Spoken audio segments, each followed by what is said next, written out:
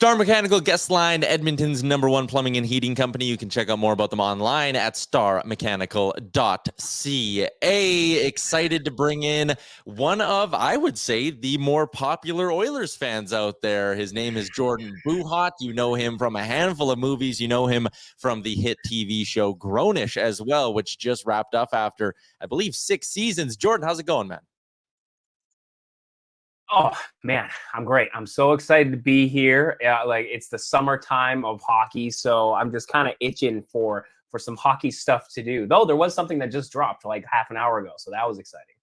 Yeah, we're recording this like 45 minutes after the Xavier Bourgault trade, which is great in the summer. Any piece of content is good. I'm excited to have you on. You're obviously a diehard Oilers fan. For me, again, it's weird to think it's only been like 3 weeks since they lost to the Florida Panthers in Game 7. And sometimes I'll just be like cruising around, doing whatever. Then I'll just have the thought of like, shit, they were like 2 goals away from winning the Stanley Cup this year. That sucks. Are you like in the gym? Are you like getting ready, going over a script, and then just all of a sudden you get hit with the wave of like, damn it, they were really close.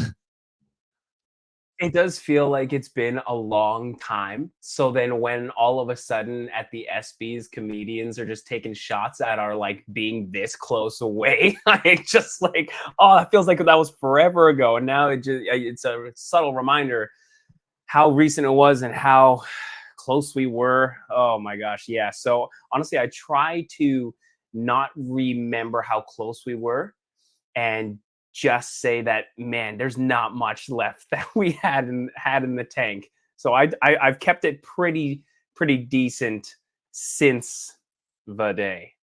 Yeah. Let's talk about the playoffs as a whole, because you were able to make it back out to Edmonton for a game. I remember that. What was kind of what memory sticks out to you, not just of the Cup final, but of the whole playoff run? Is there kind of one moment that you'll kind of, look back at and be like, God damn, that was the best? The best was that day that I was able to make it out to Edmonton, because it was I can't remember which game specifically, but it was the Dallas 5-1 game. And I was able to bring my wife home. Lucy was able to come with me, and we were able to just watch this absolute barn burner of a game. And every single game, I had not experienced a game like this with Lucy, and every goal was just like looking at her, and I'm like, this is the craziest thing that has probably happened in forever. It just felt like every goal we scored was even more special because I got to share it with her. And and then I also remember there was just we've got people who are celebrating hard, and they're bumping into my wife, and she almost nearly took someone out. So that's also a good memory. Oh, that is good. All right. I'll talk a little bit Oilers later on, but I want to kind of let the people watching this know a bit more about you, because it is not common to see someone who's reached the success you have in Hollywood and in the film industry be from Edmonton. So let's just start there. Let's go all the way back. How does a kid from Edmonton wind up in Hollywood? Never mind wind up in Hollywood at such a young age?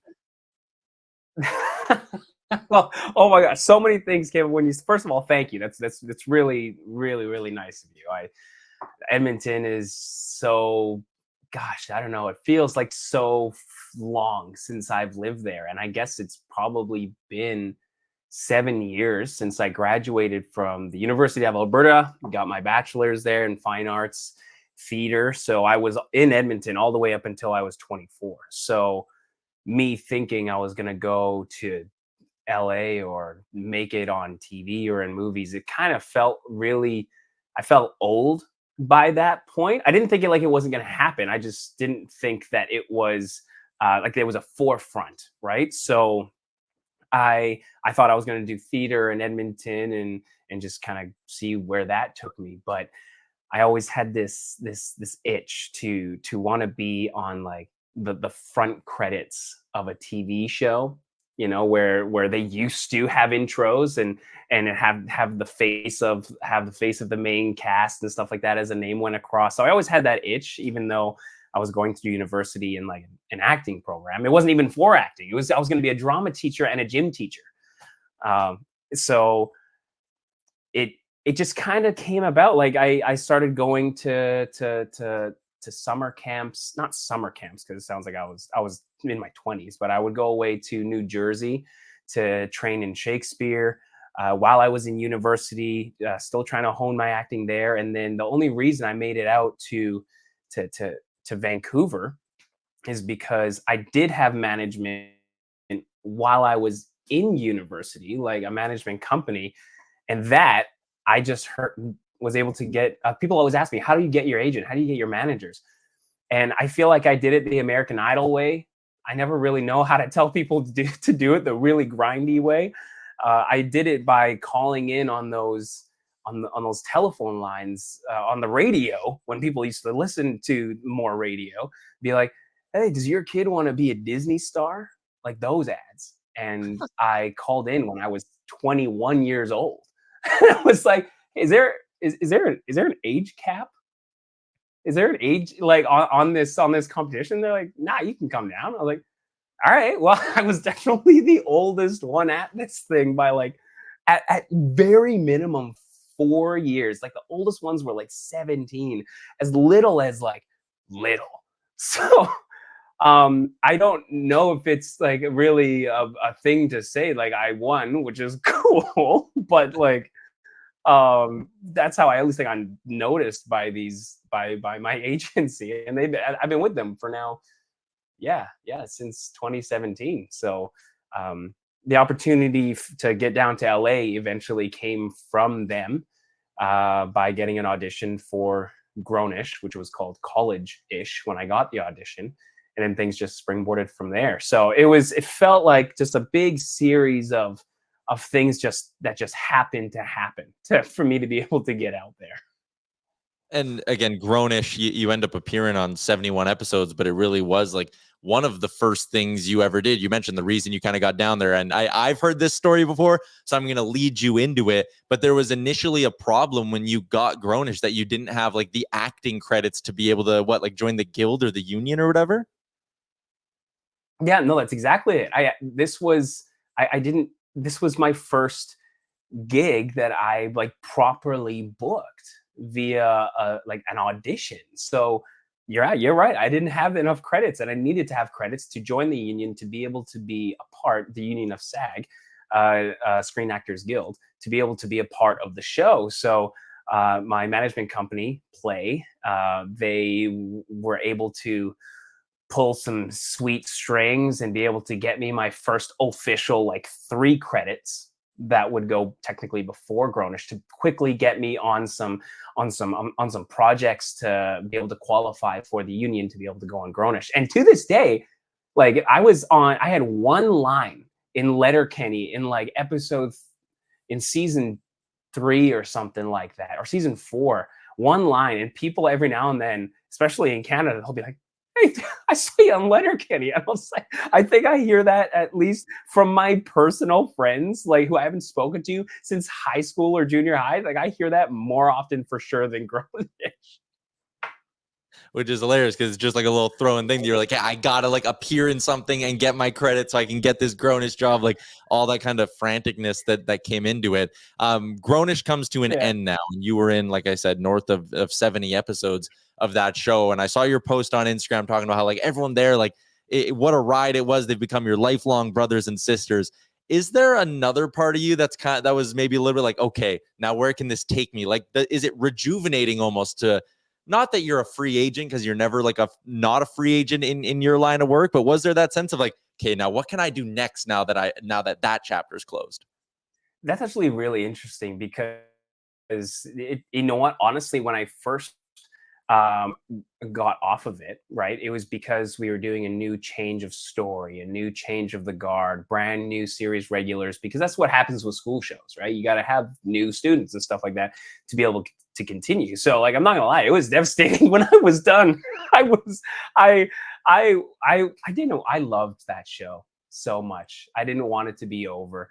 So at first, it was just like, man, I wish I could have somehow continued the story, but I totally understand the direction that they wanted to go.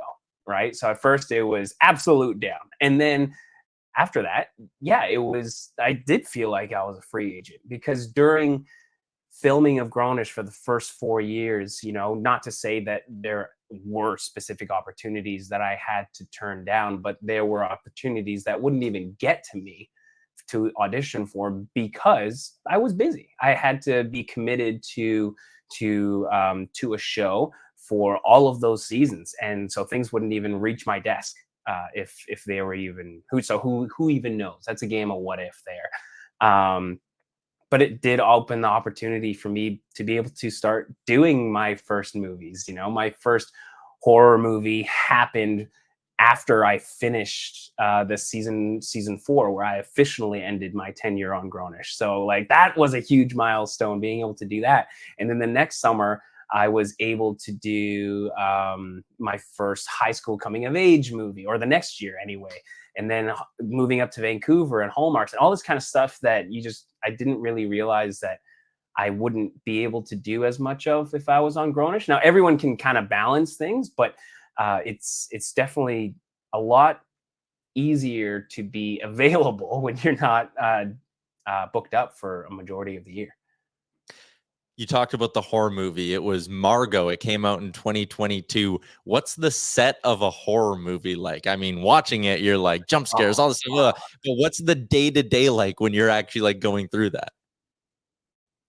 Day to day is just fun, because you're working with special effects and blood, and the directors that I've kind of gotten to know who do horror, they're just like, man, there's a different energy on them, and it's just like it can be it has this heaviness, but quick, and impulsiveness, and light.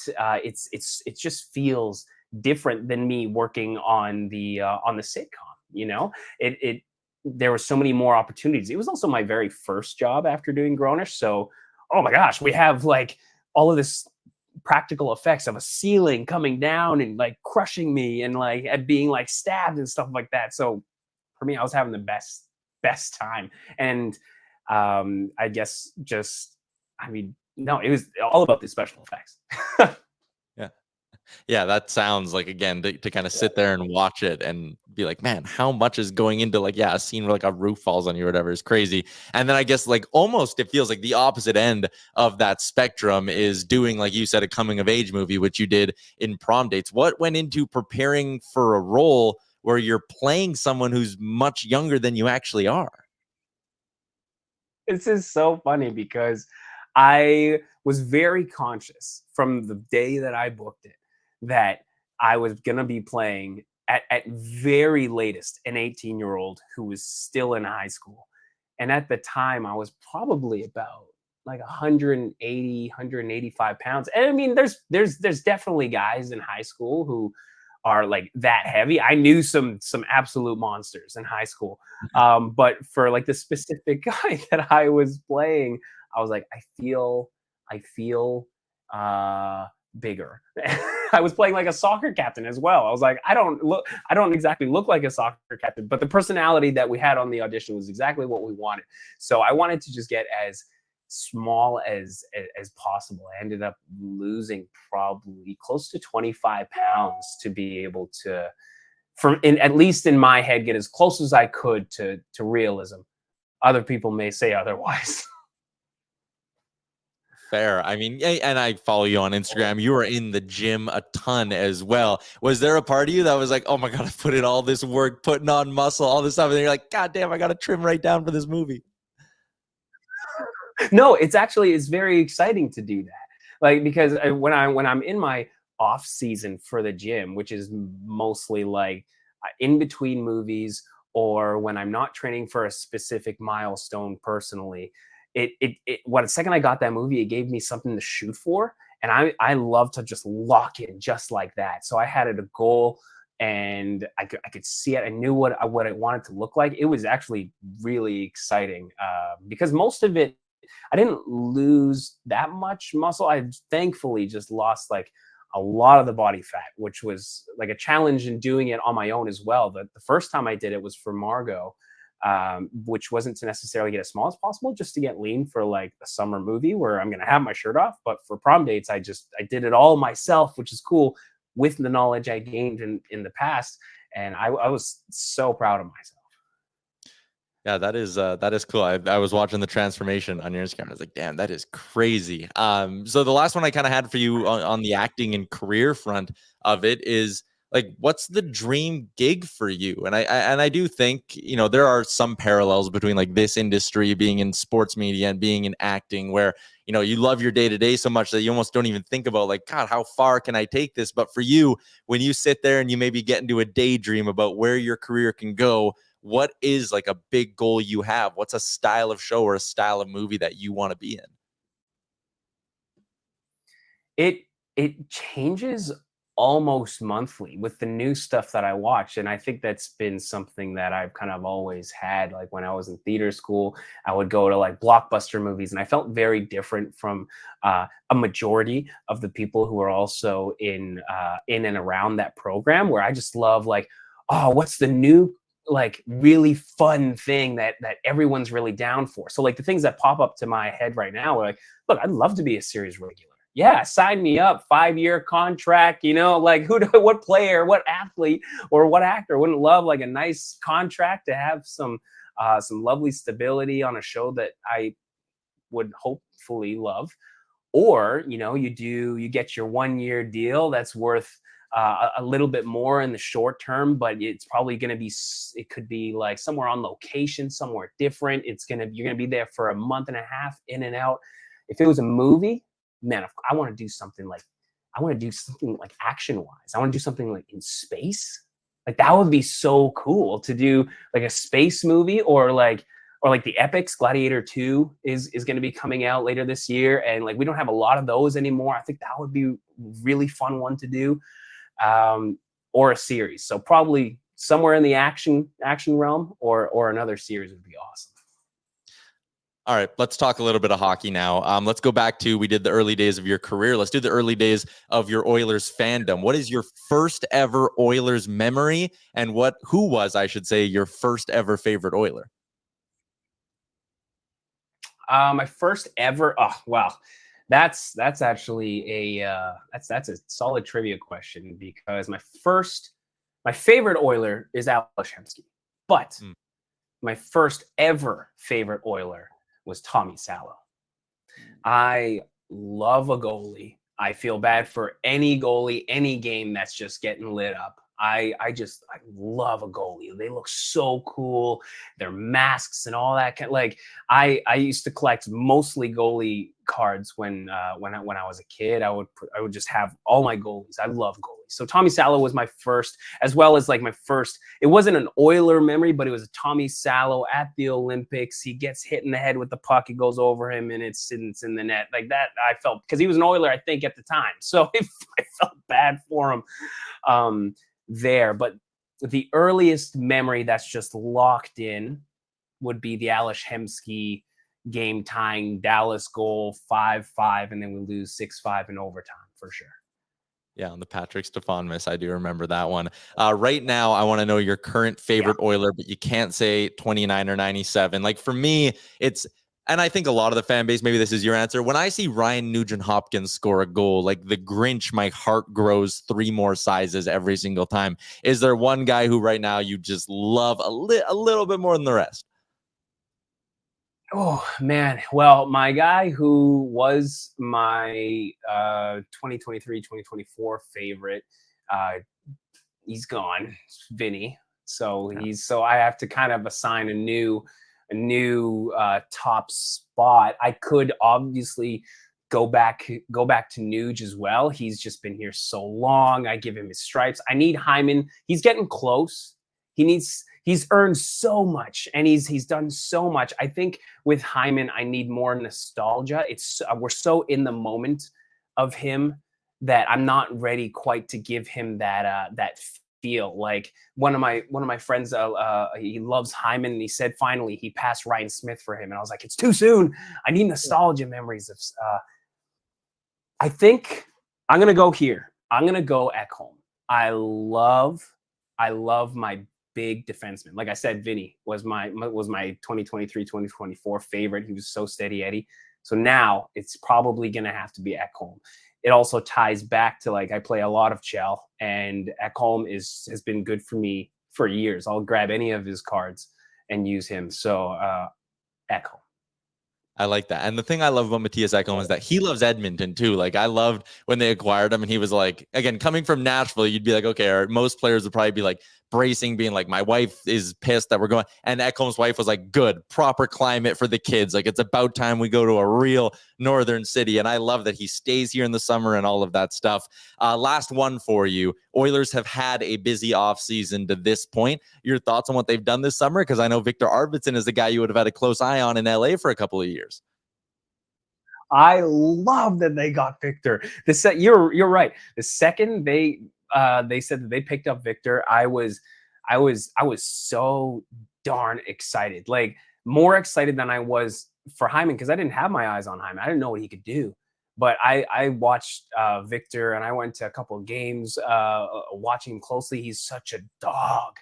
You know, he's such a hound on the puck that I forget how small he is. And I hate saying that, but it's, for him, it doesn't really seem to matter. I forgot that he does get injured every now and then, at least once a season or something like that. But I think there's really going to be a sick spot for him, because in the top two lines there, where I think he could fit pretty nicely, a lot of the heat's going to go on to the big two guys up there, or, well, Hyman and Draisaitl and McDavid take a lot of the hits up there. I think Arvidsson's going to have some space. I'm really excited for him.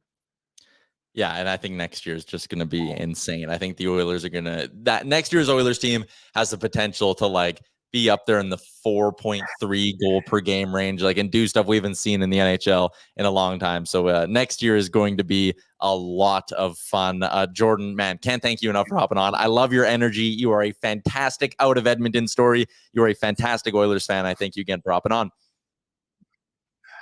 Thank you very much. Thanks for having me, and let's go.